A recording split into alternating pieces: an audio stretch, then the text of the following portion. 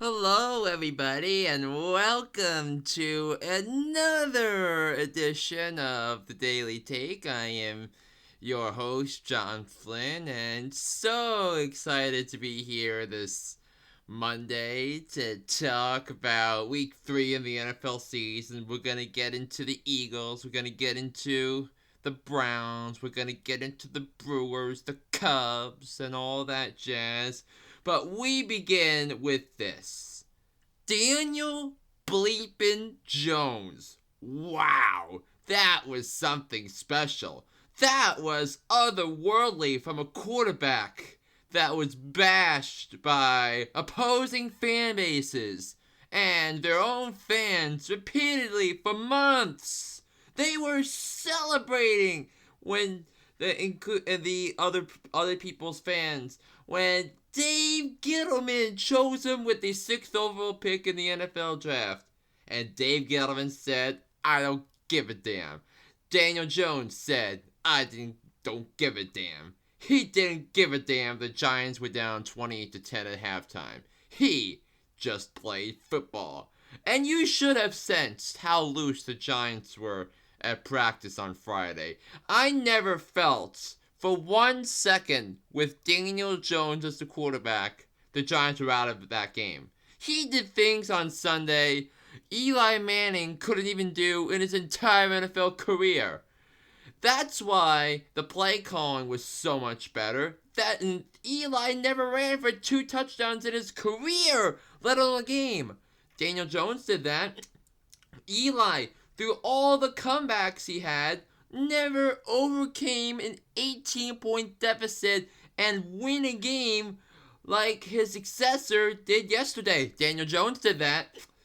And Daniel Jones' unbelievable play in the second half was also indirectly why the Giants' defense was fantastic in the second half. You had the interception, you held the Tampa to a field goal in the fourth quarter because in preventing Jameis Winston from seeing the field. Daniel Jones was just unbelievable on Sunday. But the thing was, when you compare apples to apples, you compare Apple like Daniel Bleepin Jones to Jameis Winston. Daniel Jones was a better quarterback. That's why I picked the Giants to win. Better coach, better quarterback. Yeah, Daniel Jones was unbelievable on Sunday. And the Giants always have prided themselves on an Eli Manning-like quarterback. But we all knew before the season started, it was blatantly obvious the Giants needed to move on from Eli Manning after that horrific, terrible performance last week against the Buffalo Bills. He's been shot for a few years now. Yes, the Giants are investing a ton of money on Eli Manning. But I think with the teammate Eli Manning is, with the leader and personality he's been oozing throughout his NFL career, and with the championship winning pedigree that Eli Manning has, and what Daniel Jones apparently has with him being what's so-called the 4th Manning brother, this bodes well for the Giants going forward. Yes, their defense was awful. They allowed 6 opening drive scores in that first half. The punting unit didn't even see the field for Tampa in the first half.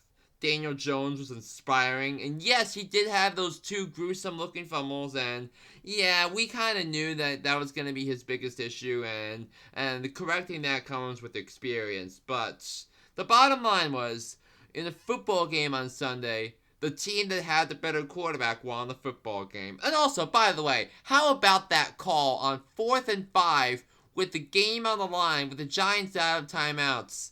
He sneaks it into the end zone right up the middle to get the Giants the lead, and the Giants went on to win the game on the missed field goal at the end of regulation. And by the way, because I know the Giants won, but that was a terrible sequence at the end of the game by the Tampa Bay Buccaneers. That you have Jameis Winston pin inside their own territory. They air it out to Mike Evans, who had 8 catches, 190 yards, and 3 touchdowns on Sunday. This was the oh, here we go again moment for the Giants in terms of losing games in field goals in dramatic fashion. And the delay of game penalty, thinking that his kicker Matt Gay would be better from 34 yards out instead of 29 yards out, and he misses wide right to end the game. But the funny thing is, it was so far wide right that he would have missed from 29 yards out either. It would have hit the upright if it was from 29 yards out. That is third world coaching from Bruce Arians. And Jameis Winston played well. I thought he played well, but the Danny Dimes haters had a terrible, awful, no good, very bad day yesterday. And that's great for football. What made the day even better for Giants fans was the Philadelphia Eagles no-show at home to the rebuilding Lions on Sunday. What on earth happened to the Eagles on Sunday? Yes, I get Deshaun Jackson and Alshon Jeffrey were both hurt. Defense depleted. But if you're down by double digits and have the momentum for a comeback, scoring that touchdown after those penalties against the Lions, get a blocked field goal from Malcolm Jenkins, and still couldn't get 3 points when it mattered the most. You still couldn't get Jake Elliott to field goal range. Jake Elliott kicked a 61-yard field goal for crying out loud a couple years ago. You could have gone 5-10 yards to set up Jake Elliott for a field goal to tie the game. That's a problem. And Carson Wentz's receivers didn't show up to play. Nelson Aguilar had key drops. Jordan Howard, Zach Ertz had drops as well. Special teams was a mixed bag. Pass defense was non-existent. Yes, the Lions had that win against the Chargers the week before. But looking at the Eagles' schedule, knowing they've got Green Bay coming up, knowing they've got Minnesota, they've got Dallas, they've got Buffalo, all games on the road before their bye week. Yeah, you needed to win that game, Philly. You needed to win that game. And no, it was not Carson Wentz's fault. Don't even get me started on that. As Carson Wentz had throws capable of an MVP season, but his receivers didn't show up. Second week in a row, the Eagles' receivers didn't show up on Sunday when it mattered the most, and not do their freaking jobs. Now, it's obvious the Eagles don't have much receiving depth when Jeffrey and Jackson are hurt. Now we know that. Howie Roseman, I believe, is one of the best executives in football, and I understand why the Eagles fans praise Howie Roseman for all the moves he's made to get the Eagles to that point. But that loss was clearly on the players. And as long as the Eagles receivers show up and do their freaking jobs, they'll be fine. Now, the Eagles are 1-2, and a date at Lambeau Field with Aaron Rodgers and the unbeaten Packers on a short week with an offense yet to get momentum. Good luck. All I gotta say to Eagles fans is, good luck. Now, how about Jacoby Brissett and the Indianapolis Colts on Sunday, taking down the Atlanta Falcons? I was wrong. You were wrong. We were all wrong about significantly altering the Indianapolis Colts outlook of the 2019 season when Andrew Luck went down to retirement. The Falcons were torched for nearly 400 yards of offense on Sunday, and Frank Reich's game planning was efficient in doing the things his team was wanting to do. They controlled the clock. Jacoby Brissett distributed the ball to 9 different receivers, including T.Y. Hilton, and controlling the clock, team discipline, ability to mix up the play calling, keeping the Falcons defense off balance and on the field in the first half. And everyone is rightly going to talk about the lack thereof on the Atlanta side. 16 penalties against Atlanta, poor coaching from Dan Quinn, poor defense, whatnot. that was some fundamentally sound football by the Indianapolis Colts on Sunday. And Frank Reich literally outcoached his counterpart, Dan Quinn. Now, on to last night, and concerning the Rams-Browns clash on Sunday nights. And after the Browns got the interception that put the Browns at their own 40-yard line with 3 minutes to go, all 3 timeouts, 2-minute warning, all that. The Cleveland Browns were never going to win a football game last night. Never in my mind when they had that lead in the fourth quarter and in the second half. Whenever. They never were going to beat the LA Rams on Sunday. Why? Their head coach is Freddie Kitchens. Freddie Kitchens had no idea what on earth he was doing yesterday. Calling a draw play on 4th and 9 at the 40-yard line. A draw play! A draw! It goes as the name of the play call is. Not a winning play. Freddie Kitchens not calling plays properly when your targets are Jarvis Landry, Odell Beckham Jr., Nick Chubb, whatever. Then you throw in the penalties. Don't even tell me that David Njoku would have been there and done the catches properly. The Rams didn't play well. They've got a lot of work to do, even though they're 3-0. But the Browns are a waste of people's time if Freddie Kitchens is employed in the head coaching position. Oh, and that press conference behavior was despicable. And it was obvious his answers to the questions on 4th and 9 were clearly scripted. And he had the chewing gum while doing it. Wow. And they've got the Ravens next week. The unbeaten 49ers the week after that. Oof.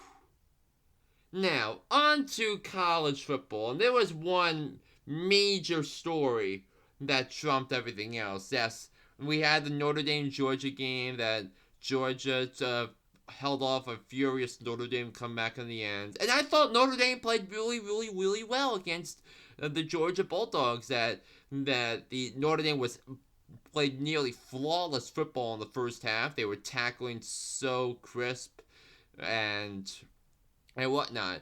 And they almost overcame being physically overmatched offensively and defensively and all that. And I think Notre Dame still has a chance to get into the college football playoff if they win out and get some help. But Jim Harbaugh needs answers. Jim Harbaugh needs clues. Jim Harbaugh looked totally lost on both sides of the football in Saturday's debacle for Michigan against Wisconsin on Saturday. Lack of discipline, lack of focus and energy, lack of everything.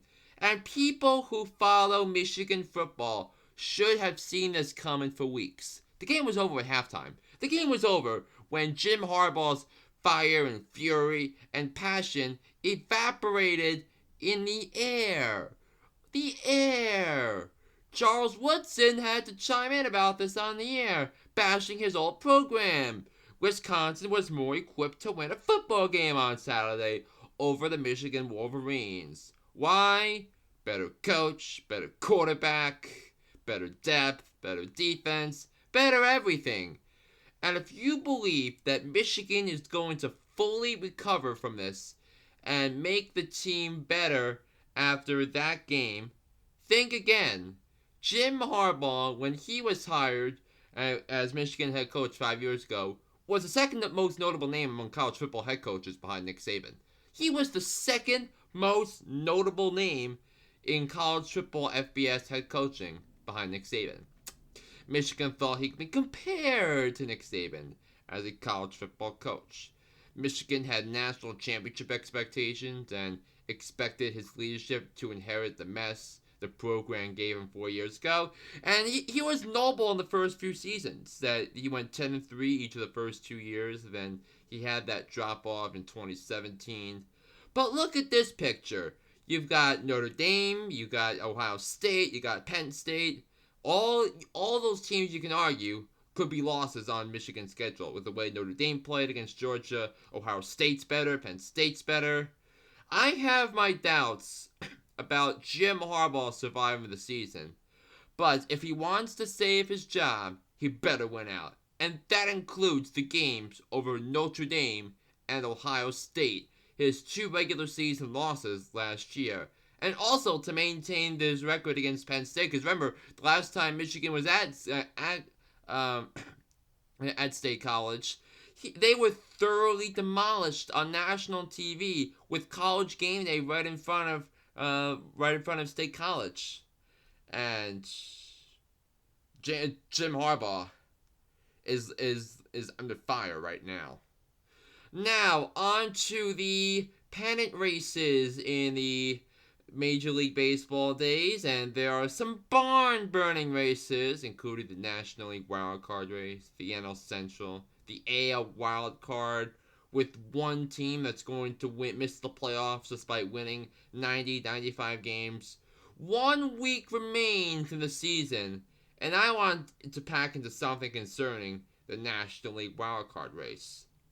Now, this was for the record, and I'm not going to change all this, but preseason, I picked the Milwaukee Brewers to win the division and win the World Series.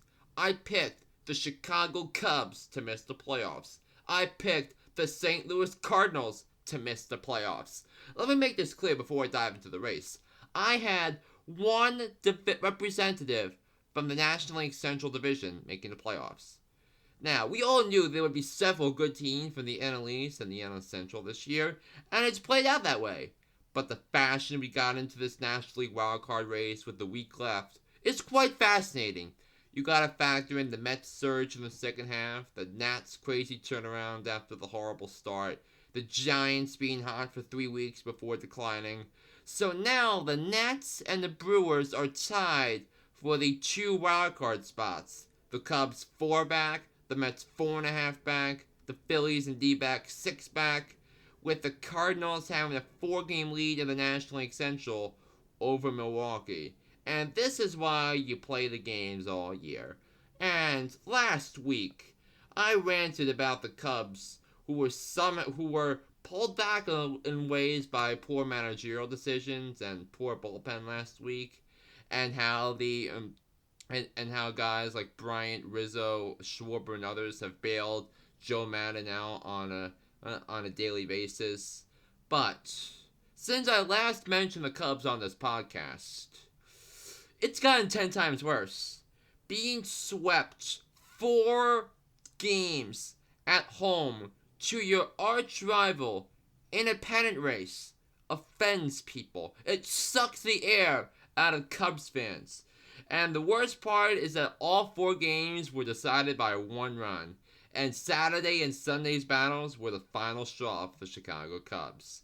Saturday's back and forth battle had the makings of the rejuvenation of the Chicago Cubs that the fans have been waiting for all season, until Craig Kimbrell gave up the home runs to Yadi Molina and pulled DeYoung back-to-back in the 9th inning.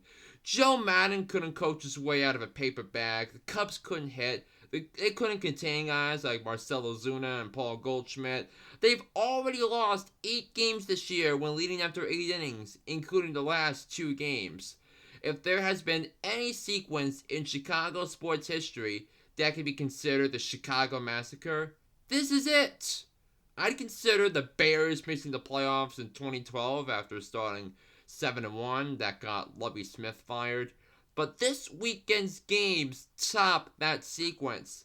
The Cubs were thin in the lineup, as I've told you preseason. They didn't have the punch in the bullpen in closeout situations. They thought they had it in Craig Kimbrell. That's why they signed Craig Kimbrell to that deal. He didn't deliver the goods this year, particularly in that series against the Cardinals. The Cubs have to figure out a path to contention in 2020 with a thin farm system and many players facing free agent decisions in the coming years. And don't be surprised if the franchise begins to unravel before our very eyes this winter. Now, how about the Milwaukee Brewers proving people wrong by winning games without Christian Yelich the last couple of weeks? The Brewers were a bunch of stagnation fluffs for months until they started to heat up following that 4-game series against the Cubs earlier in the month, in which they took 3 out of 4. Now they've been getting huge contributions from guys like Ryan Braun, Eric Thames. The starting pitching has been outstanding as they've gotten their act together at the right time. The bullpen has been excellent. Brent Suter and Josh Hader are having it absolutely positively fantastic. The Brewers were written off after we all thought they made inferior moves at the trade deadline. Now, I picked the Brewers preseason to win it all. They have an outstanding bullpen. They have a dangerous lineup that had yet to be consistent until earlier this month. Craig Counsell has done a very good job keeping the team afloat in a brutal division. The Brewers have 3 games in Cincinnati and 3 in Coors Field against the Rockies. I expect them to close out the deal. I expect them to win 4 out of 6 and make the playoffs. I think they'll beat the Nats in the wild card game when I think it's going to wind up in Milwaukee. And I think the Milwaukee Brewers are going to be a dangerous team come the playoffs. That's edition of the Daily Take. I am your guy, John Flynn, saying so long, and I'll see you next time here on the Daily Take Pod.